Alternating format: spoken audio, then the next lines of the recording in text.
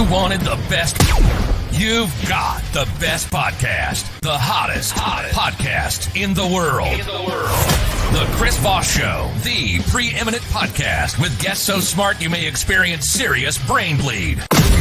Get ready. Strap yourself in. Keep your hands, arms, and legs inside the vehicle at all times, because you're about to go on a monster education roller coaster with your brain. Now, here's your host, Chris Voss.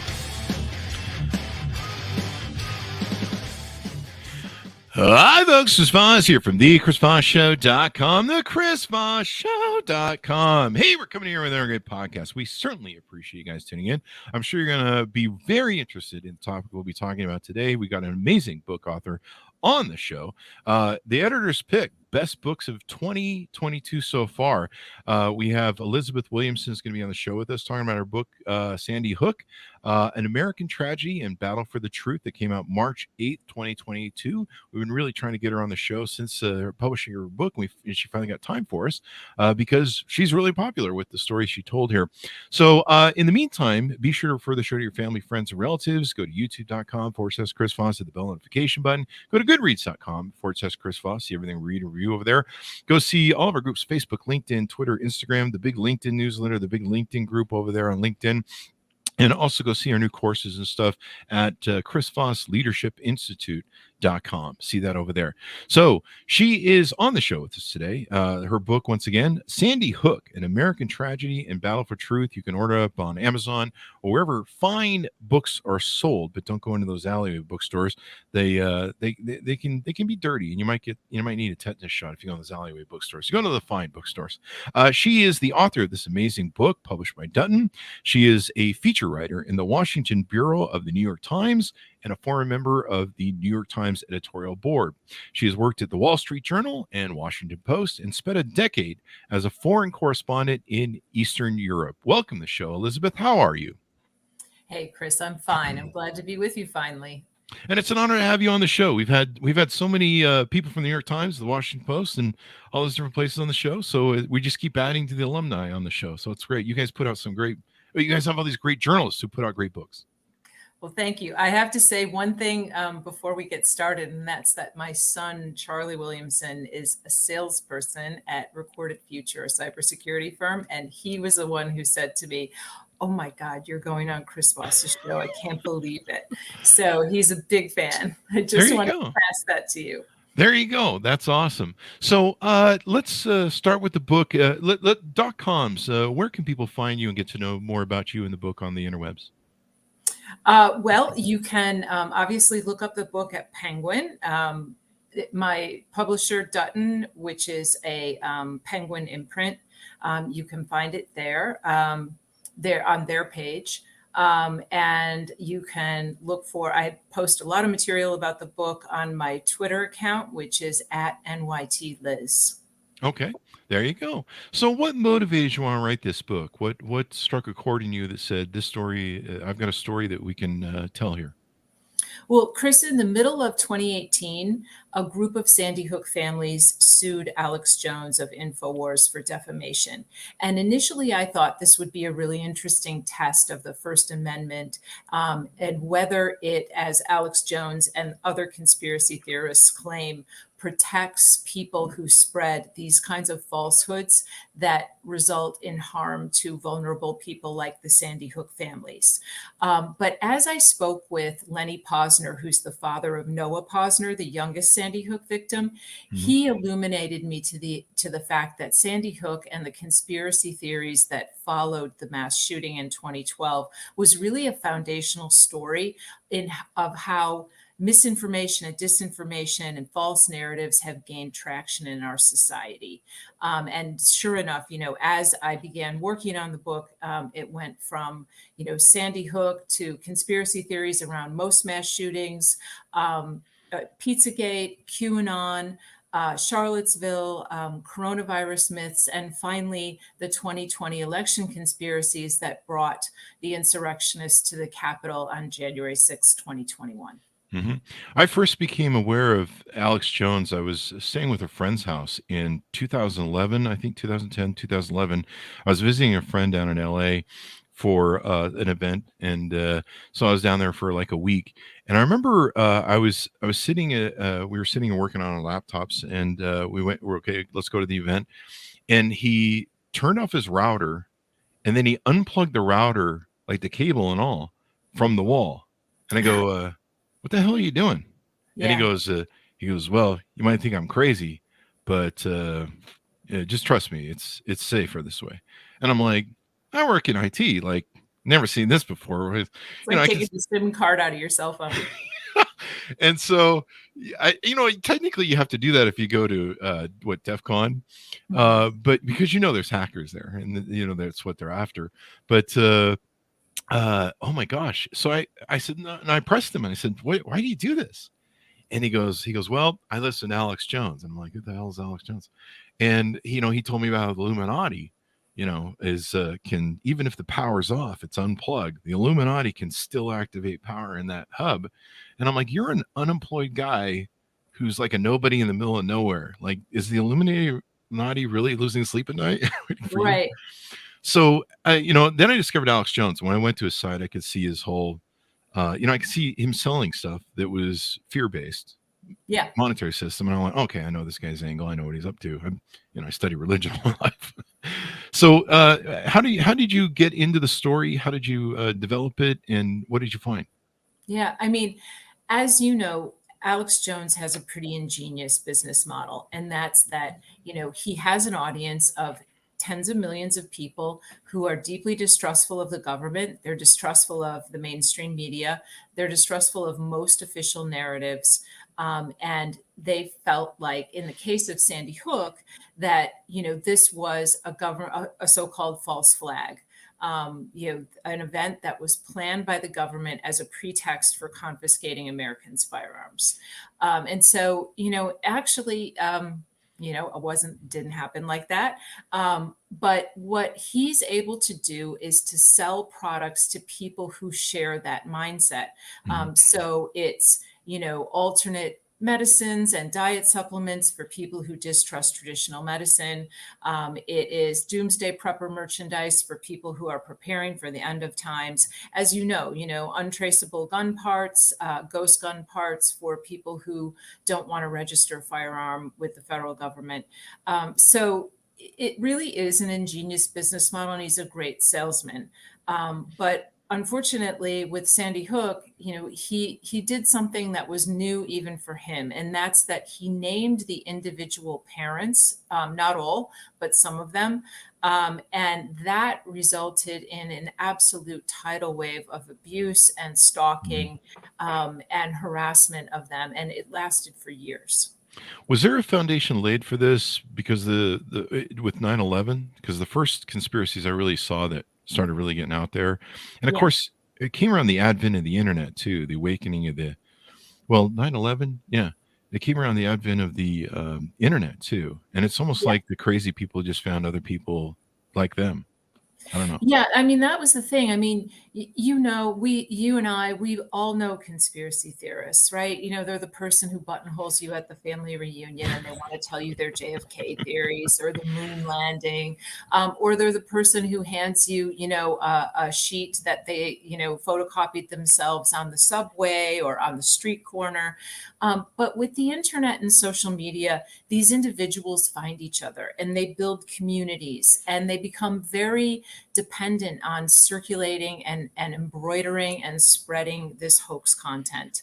And they invent new identities for themselves. So, in the Sandy Hook book, I interview a number of people who, one of them was a house mover in Florida, had a small business, and he sort of reinvented himself as a citizen journalist, as an investigator, in investigating Sandy Hook and all subsequent high-profile mass shootings and calling all of them hoaxes. There's another woman out in Oklahoma. She had a house cleaning business. She became, an author and a kind of, high-profile member of this Sandy Hook hoax group.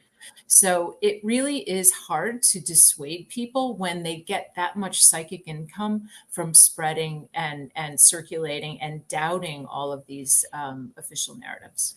Yeah, I was going to add to that legacy that you talked about, where they can build these sites and they can do all the stuff. Then they can go that third wave where they make money at it. We see a lot of people who support Trump because they make money selling flags and going to events and selling hats, and Yeah. it's a I don't know if you'd even call it a cottage industry at this point. It seems pretty mainstream, but they can make money doing it. And a lot of people that I've seen with a lot of conspiracies, especially with the COVID conspiracies, that have since awoken, they got COVID, some sort of thing pierced their bubble, and they realized they were spreading false narratives. Even when they finally come clean, they realized that one of the driving factors that I've seen in their interviews is the fact they were making money, that they were, or not only sometimes they were making money, but they were a leader for the first time in their life. Yeah. And it's kind of like that power they get when, someone becomes the HOA president for the first time. He's worked at McDonald's all of his life. This is his first power he's gotten. And suddenly he goes Stalinist on the neighborhood. Yeah, no, you're absolutely right, Chris. And what you're saying really makes me think of one of these conspiracy theorists in particular, a guy named Wolfgang Holbeck, lives in South Florida, had been a school administrator, a school safety administrator, and an educator earlier in his life. He had spent a single year, 1 year, as a state cop in Florida. He put all of that sort of biography together and kind of declared himself an investigator. He actually offered his services to Newtown to get to the bottom of the crime. And when, his sort of, pitch was lost in all of the traffic and all of the mayhem that surrounded the event, he got angry, took it personally, and he decided to call this a hoax. And he's raised more than $100,000 to investigate, to send hundreds of public records requests to Newtown, to the Board of Education, to try and ask for any kind of, camera video, dashboard cam video, transcripts, records, including some pretty macabre stuff like the receipts for cleaning, blood and brain matter, as he put it, from the school. So he just made a really pernicious pest of himself, and he did it for years and still does it, still sends emails. So in your research, you talk a lot in the book about Alex Jones. Is Alex Jones kind of helped found a lot of this? I had another friend. I had finally had to get rid of that one friend with the Illuminati stuff, because he would call me up and tell me, Illuminati stuff. Then I had another friend who started listening to Alex Jones, and I started getting these calls. They happened, I think it was around, it was when the FEMA things were in New Orleans after the big hurricane. And he's like, they're going to take those FEMA trucks and they're going to put everyone into the whole nation's going to go into camps, in whatchamacallit camps, internment camps. And we're going to live in those FEMA trucks, and they're going to cut the nation down from 350 million to 300,000. And I'm like, why? Because all the rich people want to make money off of us. Well, don't the rich people, wouldn't you rather make money off of 350 million? Just logically it doesn't make any sense. But it was in 3 months it was going to happen. And then I called him up and I'm like, hey man, we hit the 3 months mark. What's up, dude? Go get help. So is we've all known, I grew up, even when I was a teenager, I'm 54 years old now. When I was a teenager up here in American Fork, Utah, which is kind of backwoods. I grew up in California. There are always, these guys with guns, these cowboys in the back. They're, the government's bad. God, I have guns. There's always that backwoods mentality, and anti-government stuff. But now it just seems, with the advent of the internet, it's really taken off. I heard a comedian say one time that nowadays with the internet, the dumb people can find each other and repopulate. Well, yeah, not only, conspiracy theorists, but the militia groups that, Alex Jones was close to from his earliest days. So the Oath Keepers, very much involved in the January 6th insurrection. Stuart Rhodes, the founder of the Oath Keepers, was on Alex Jones's show right after Sandy Hook, talking about, whether or not this happened, but more importantly, that people within the school should have been armed. So he has deep ties to those individuals. And to your earlier question, what he's doing is amplifying the claims of people like Wolfgang Holbeck. So this educator out of Florida who made 24 trips to Newtown, many of them with an InfoWars camera crew in tow. Wow. So he was filming his activities with this crew, and then he was a regular guest on InfoWars. So it gave him an unbelievable reach just beyond social media. It gave him access to Alex Jones's audience. And then he's now, I was just reading, he's really fighting through the depositions. He's moving his assets around, filing bankruptcy, doing all sorts of different plays. He knows he's really in the skids on this. Do you think he's going to end up with some sort of penalty and end up losing that legal battle? Yeah, so our discussion today is really well timed, Chris, because on Monday, which would be July 25th, it's the beginning of the trials in which juries will decide how much Alex Jones has to pay the Sandy Hook families in damages for these defamation claims. So he evaded the deposition process, the discovery process in the run-up to these trials, that he was basically declared liable by default, meaning he lost the case, didn't have a chance to prove himself or answer for himself in court because he was so obstructive of the process of discovery. So late last year, he lost all 3 cases. So these cases are brought in Texas and in Connecticut by a total of 10 victims' families. And now these juries will decide in 3 separate trials, the first of which begins on Monday, how much he needs to pay them. So, as you've seen, you mentioned earlier when we were talking, his bankruptcy filing, which failed. He has moved money around to a whole web of LLCs within InfoWars. He's doing everything he can to escape a judgment, which really does look like it is finally coming after 3 years of litigation. I will roll on the floor laughing. It'll be fun. Do you think there's any chance he can be taken off air? Like Peter Thiel took basically Gawker down to where just basically erase them. Is there any chance that this could possibly happen? I honestly don't know. I think it really depends on how successful the families are in locating his assets. And of course, the first thing that has to happen is that the juries have to decide how much that he must pay the families. So, a bigger judgment obviously would more severely impact his business. So it's really, by the end of September, we will know, because the last trial in Connecticut, this is a case brought by 8 victims' families, that will conclude by the middle of September. So by then we'll really know Alex Jones's fate.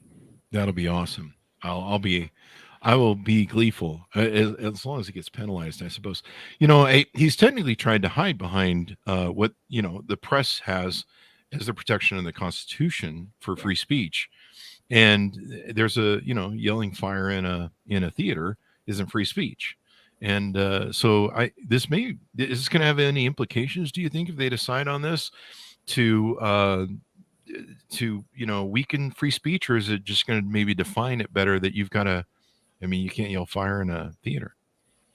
It's a great question. I think, in a pre-trial conference last week, his lawyer was trying to press the case that, once again, he's protected by the First Amendment and his right to free speech entitles him to make these claims. But the judge stopped the lawyer short and said, look, your chance to prove that, to use that as your defense and to have your day in court is over, because you messed with the court system. He showed absolute flagrant disregard for the justice system. And so he was found liable by default. So he lost. So he no longer has the ability to use the First Amendment as a defense. Does that mean that he won't get on the stand and try? Of course he will, and he'll probably make some other claims about where his head was at when he was doing this. But as you say, the First Amendment does not protect people who spread known falsehoods, easily disproven facts, as truth, and that create harm for really vulnerable people. Mm-hmm. Do you, in your book, what else have we touched on? Do you talk about what the Sandy Hook victims' families went through? Yeah, I mean, what happened was initially the conspiracy theorists turned up on their social media pages. So Robbie Parker, whose daughter Emily Parker died at Sandy Hook, noticed that he'd get a friend request from Adam Lanza, who was the gunman, or people would show up on memorial pages that the families had created to honor their lost loved ones, and they would call them liars and frauds and accuse them of participating in a government plot to limit American Second Amendment rights. Or they began to kind of cross the virtual divide, come off of social media where they had kept up a lively, conversation, websites, videos, thousands and thousands of YouTube videos calling the shooting a hoax. But then they started to turn up at memorial events in the real world for the victims, to approach the families at their homes, dig through their trash, look in their windows, confront them on the street. And this happened for years. And the most recent incident of it was in 2018 when Robbie Parker, thousands of miles from Newtown, on a street in Seattle, was accosted by a man who used every word in the book and called him a liar and said, "How long have you been doing this? And, how much money did you make?" And there was an actual confrontation on the street. The heartbreaking part of this is these people suffered so much loss already, and then to have to endure this on top of it. There's a pretty significant secondary trauma to these individuals. It's inhuman in some way, in all ways. Let me ask you this: it seems like the internet has a lot to do with this, and of course, Alex Jones really, I think a lot of people see his show, they want to grow up and be him, so they go, "I'm going to be an investigative journalist," and they see all the money he makes. Is some of this the horror of, it's too much to grasp, in the horror of it, like 9/11, where a lot of this started, but really about the same time social media was hitting its thing with Twitter and stuff. But is it the horror of it, or is it just like people are anti-gun and they see that people, they're trying to use this to take our guns away? Is that any part of it? Just the sheer horror of it and comprehending there are it? a couple. Yeah, it's a great question. There are a couple of things in play here. So early on, some of the people who were believing or wanted to believe that Sandy Hook never happened and that it was some kind of a hoax were young moms who had children around the same age as the first graders who were killed. They were sort of there. I interviewed one of them in my book. She said she was just there for anyone who could tell her that these babies didn't die in the way that the media said they did. And, those women were quickly disabused of that notion. And they became actually the first people who began to join Lenny Posner, again, the father of Noah, who's the youngest Sandy Hook victim, who had a tech background, who knew how social media algorithms send this content to millions of people. And he began an effort and a nonprofit called the Honor Network that was created to push back against these conspiracy theorists and to push the social media companies to limit the spread of this content. And his first volunteers were these women who had wanted to believe that this was a hoax and were quickly convinced otherwise, and then really wanted to help him fight back against people who were tormenting the victims' families the way these folks were. Yeah. And I guess that would make sense. There's you send your kids to school, they're at school, you don't want to believe that this could happen in your neighborhood. And so you want to plug your ears and eyes and go, hear no evil, see no evil, listen no evil. I'd heard that from a psychologist years ago, that people sometimes struggle with events like this because they're so horrific. Putting their head around it is the thing. And I think that makes them more susceptible to people that, want to make money, or people want to be leaders. The Facebook groups must have been extensive that were made off of this, huh? Yeah, and it took years for Facebook to take them down. One of the Yeah. biggest ones was a group called Sandy Hook Hoax on Facebook, and it was run by the guy I mentioned earlier, the house mover from Florida, a guy named Tony Mead, who really made a name for himself on this, running this group on Facebook.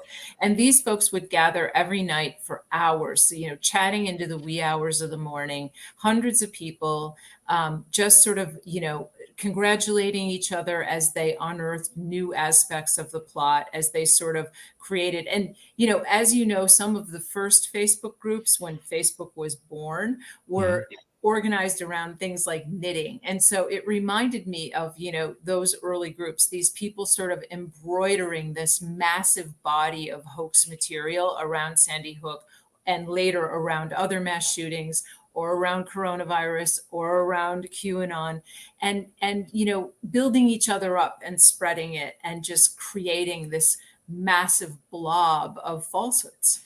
Yeah. We have a lot of journalists on the show. We've had, everybody from every great format of journalism. I have a lot of respect for journalists. People really should. They usually study ethical journalism. They go to journalism school. They study ethics.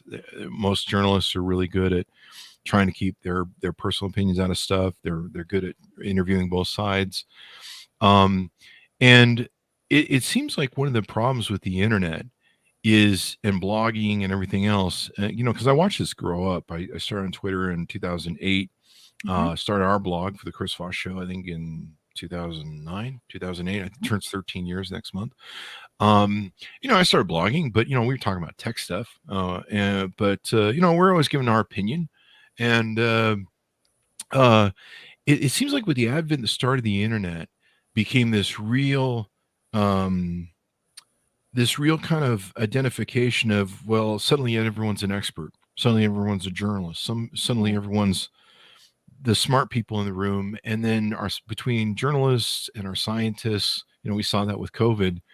Suddenly, no one believes them because, I saw a meme on Facebook today. So I clearly know more than some scientist who went to school for 20 years and has been at the IH, the Institute of Health, for 30 years. And I'm wondering how much of this, and people finding the suspicions they have. I've had people send me stuff and I'm like, oh, here's the 9/11 thing. Or, I don't know if I got any Sandy Hook stuff over the years, but, stuff that, and I'm like, come on, man, come on. They'll circle some obscure image and a screen capture. And you're like, seriously? I grew up with Bigfoot, right? So Right. that was my first, Marvelous. I think, conspiracy theory.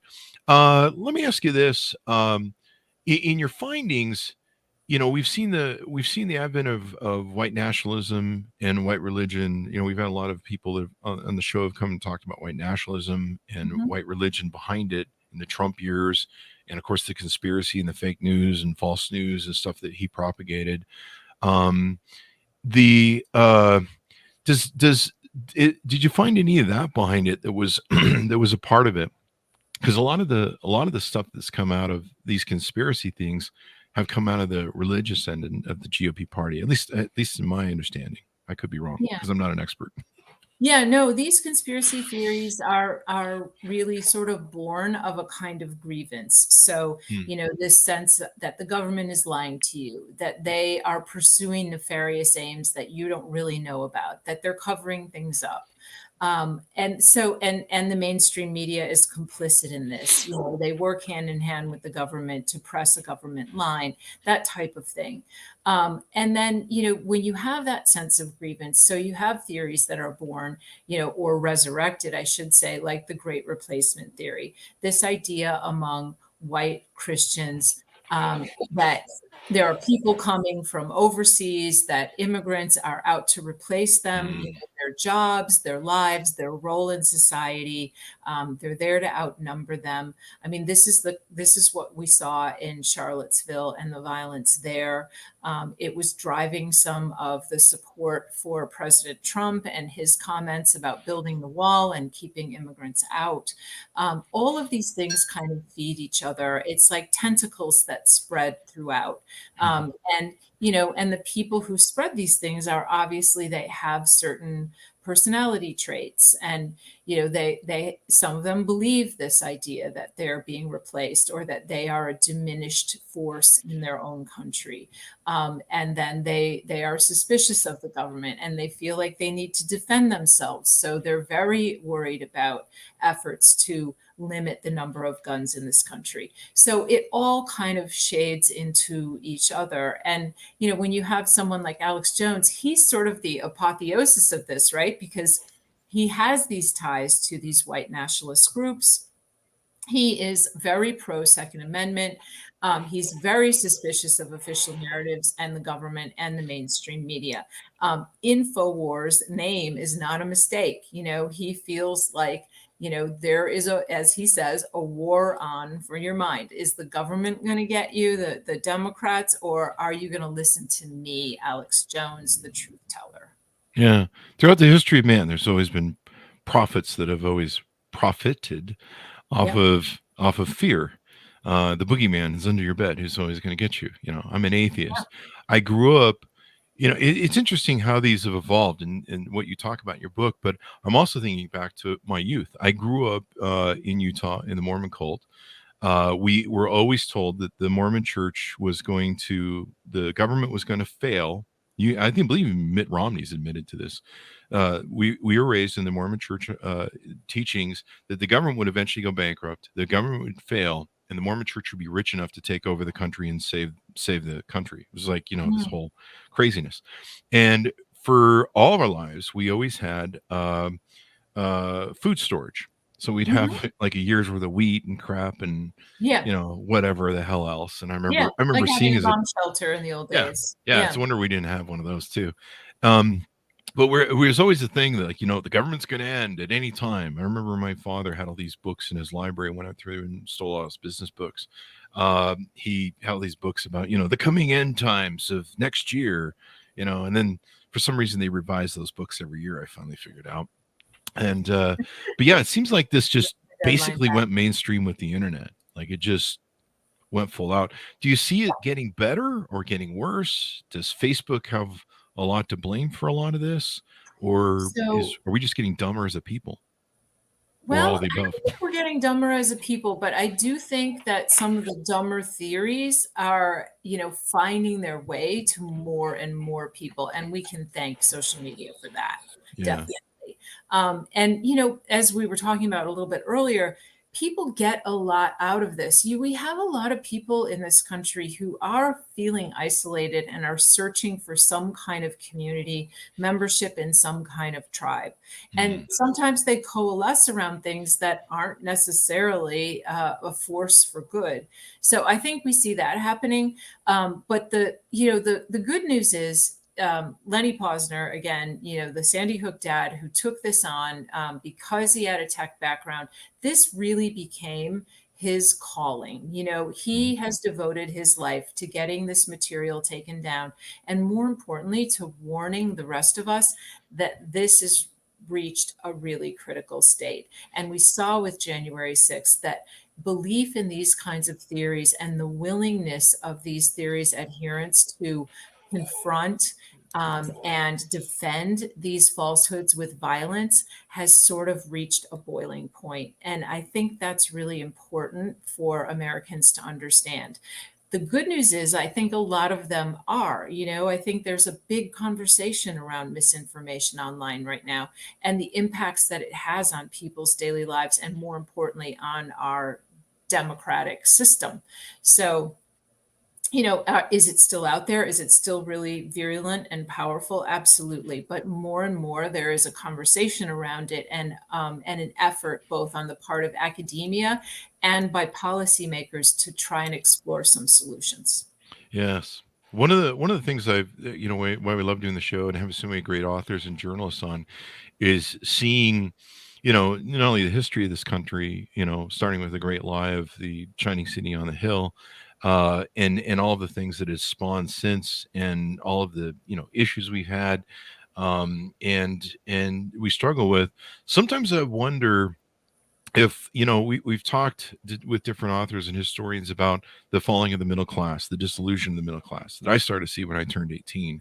I started seeing that the Reaganomics really started putting us into a point where the middle class started to disappear, and more we've been at the fences where the middle class has been disappearing and just been under attack. You saw a large part of the reason people voted for Donald Trump, especially in the Rust Belts, where those people wanted their jobs back.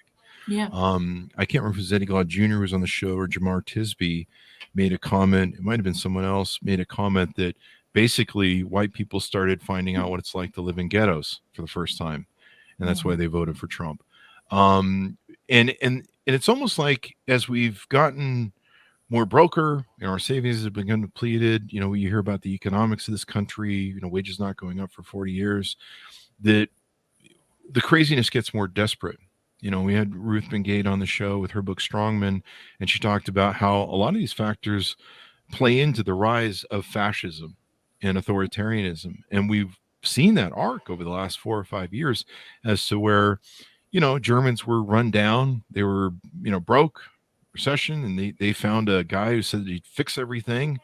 Yeah. And they're willing to sell themselves out as long as the trains run on time. We're kind of seeing that with Biden now, where people are like, well, I don't know, maybe we can have Trump back if he can get us lower gas prices. People willing to sell out their freedom and their democracy for as long as the trains run on time, until they don't, which they usually don't, eventually in fascism and authoritarianism. So sometimes I wonder if we're not on that track, or if January 6th was our pinnacle, and I don't know, we can claw back to. It's a good question. I think it's a question on a lot of folks' minds, and you're absolutely right. There is a lot of human suffering behind some of this, and in my book, I did interview a few people who I noticed, and in their stories that they told me for the book, there's a lot of trauma in folks' backgrounds, and that sort of leads them to be distrustful. There's a lot of distrust in government right now across the board. You don't have to be a conspiracy theorist to feel like government isn't working for you,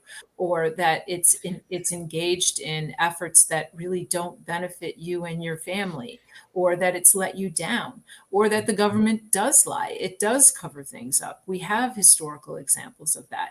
The problem with a lot of these folks is that they will default to the government lies every time. The government is always covering up. The government is always pursuing something under the table and not telling us.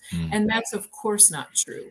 And it also leads you down the path to, well, if that's the case, then there's a kind of nihilism that takes over. We may as well vote for a would-be dictator, or we may as well blow everything up. We may as well attack the Capitol, because there's nothing there for those folks. Yeah.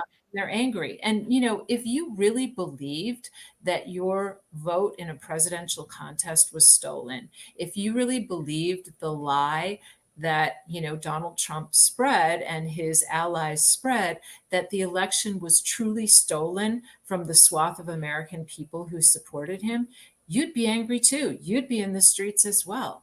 So, this is understandable, but what's shocking and terrible, and what really screams out for a solution, is the idea that you have so many of these people believing easily disproven lies like this. Yeah, it's like I have friends. I'll do gaming online, and of course we review a lot of gaming products in the Chris Voss Show, so we have a center for that. But I'll have friends that will say stuff on a gaming feed, and I'll just be like, "What the ever freaking heck did you?" And then I'll be like, "Okay, have you pulled that up on Snopes? Have you checked Snopes? Have you double checked that meme?" And it's really interesting to me how lazy some people are, to where they get most of their political education from memes. Yeah. And I'm like, I often wonder, are they actually lazy thinkers, or is it that, more and more of us are looking for outlets that just affirm our point of view rather than genuinely educating us? I mean, it used to be the big three networks, the big national papers, your hometown paper. You could go to those and you knew that you were getting the truth. You might not agree with the various viewpoints presented, but you felt like you were getting a version of the truth. But then when you have people who believe different things or want to believe different things, we have any number now of media outlets that are geared towards satisfying that point of view. If you're on the far right, you'll turn to Fox News or OAN or, Breitbart. If you're on the far left, you'll go to MSNBC, you'll turn to, liberal Twitter. But these are not giving you the real picture of what's actually going on. Mm-hmm. Yeah, I take my news sources from a lot of different things. I double check my stuff. I'm very careful. Of course, we have a lot of great journalists on the show, and we try and vault that up and make sure people understand how important journalism is, ethical journalism, and real journalists, not some guy who's in an RV in Florida. I don't know. I don't know. Is there anybody working for the WAPO that's RV in Florida? That's an RV. I know. I just did a little mental search. I was thinking of a picture today I got where there's an RV in Florida. Someone sent me it's covered in Trump's photos. Like, just there's nothing left of the RV. It's just Trump, misanderings and memes. But has any of the other school shootings gotten the sort of hate, blowback, doxing, and attacks like Sandy Hook? Why was Sandy Hook the worst? Sandy Hook was the worst because it came at a watershed moment. So Barack Obama had just been reelected. There were a swath of Americans who were not very happy about that. They were believing that, a draconian gun control was on his agenda. That was one thing. But you really did have the rise in social media. So, in 2007, the Virginia Tech shooting, I went to a woman whose daughter was injured in that shooting. And I said, can you take a look at your Facebook page and just tell me, did anyone, because she became very active in the gun control movement in the aftermath of her daughter's injury in that shooting. And I said, did anyone ever call you a liar or attack you or say you were a fraud or you were working with the government, anything like that? And she went through her page and she was like, no, really nothing. But that was because, there were around the world in 2007, 100 million Facebook users.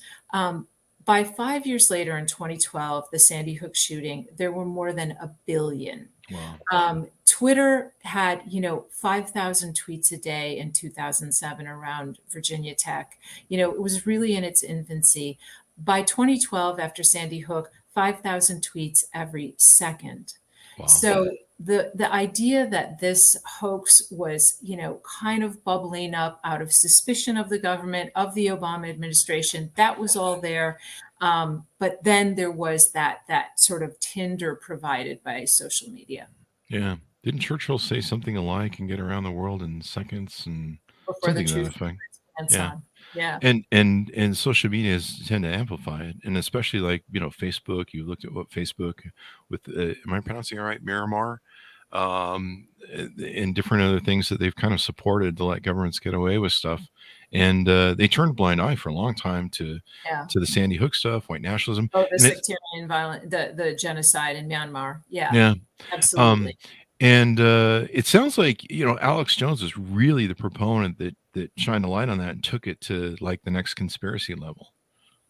He was there for the moment. He saw the ability in social media to really extend and amplify his brand and his message and his business. So, when he was deplatformed in 2018, when all of these big platforms, Facebook, Twitter, even Pinterest, Pornhub, everybody kicked him off. He did experience a hit to his business. But at the same time, he has some really loyal, diehard followers. So they would find ways to get his content onto those platforms themselves. And there were loopholes that they could explore. But nonetheless, he was, his videos on YouTube, they had more than 1 billion views. So, if only 5 or 6 of those are about Sandy Hook families, that's an awful lot of people who are imbibing that content. And, a small percentage of those are going to act on it. Yeah. And the shareability of social media. I've had so much stupid stuff shared with me over time, usually 9/11. After a while, your friends kind of get the idea that you're going to call them out. And I've been really tough at unfriending and disconnecting from people that want to spread stupid stuff.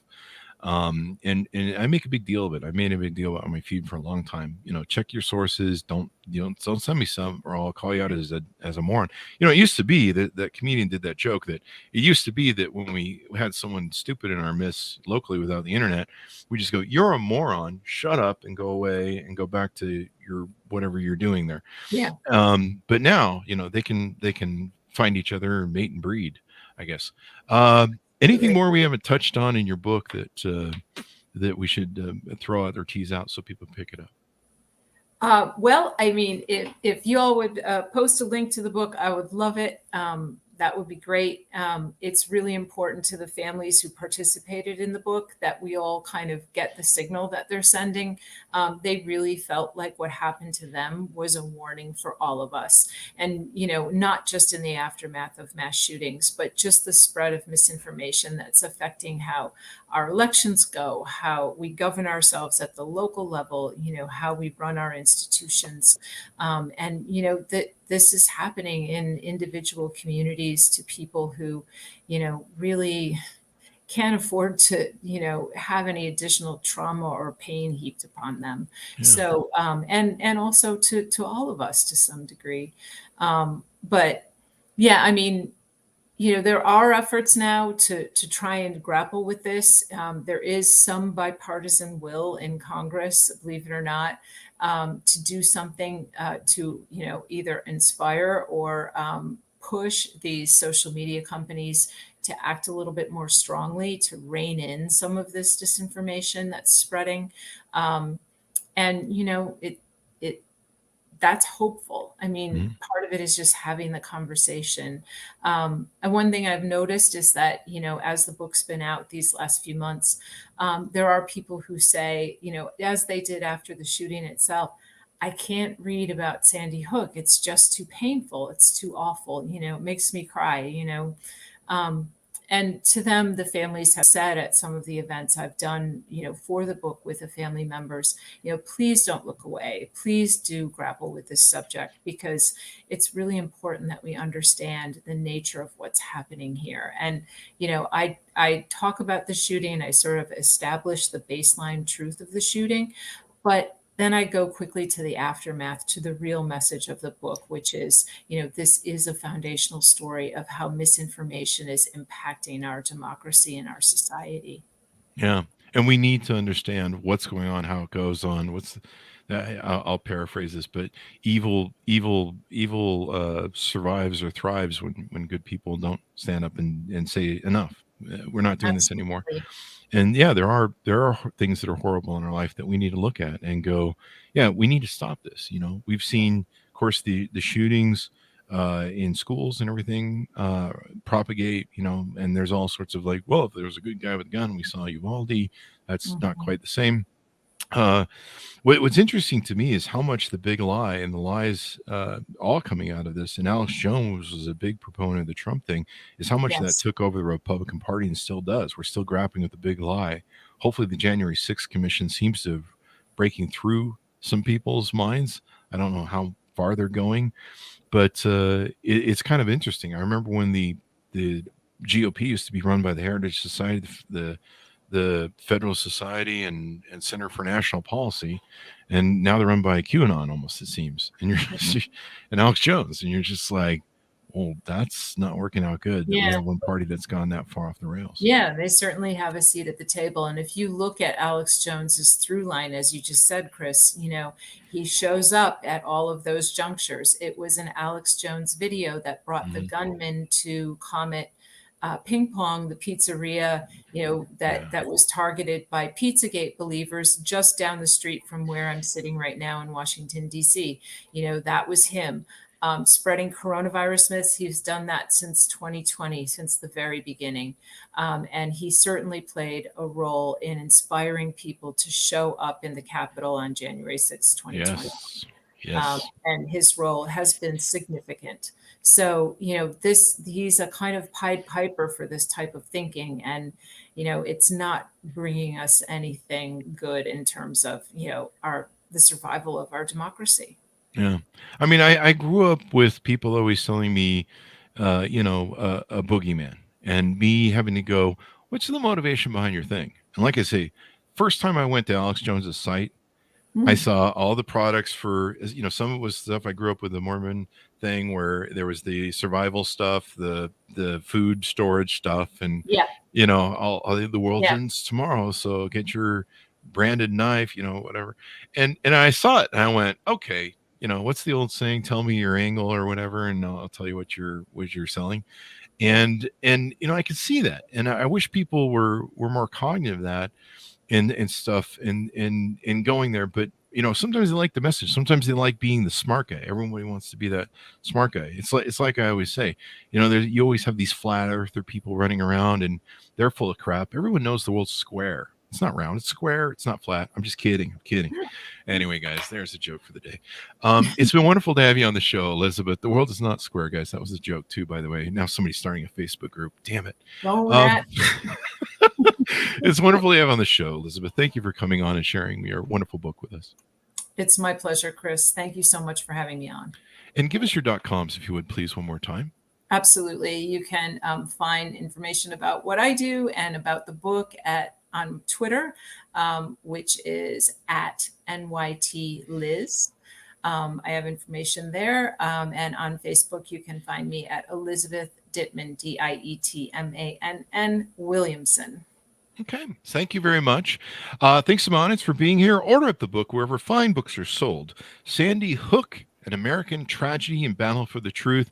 Please, I know sometimes it's hard to read about these stories, but unless we look, what I always say, look the dragon in the eye, you can't fight him. And we've got to be able to fight these dragons, fight these demons.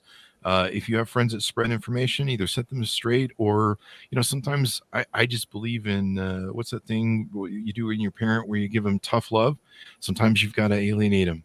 My husky mothers taught me that with a husky. When a husky's bad, mom alienates the husky until the husky goes off and goes, oh, maybe I shouldn't be bad anymore. Mom will love me more.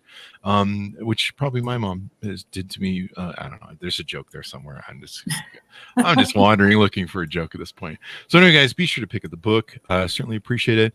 Also go to all of our accounts, Facebook, LinkedIn, Twitter, wherever you find our accounts sold. Be good to each other. Stay safe. And we'll see you guys next time.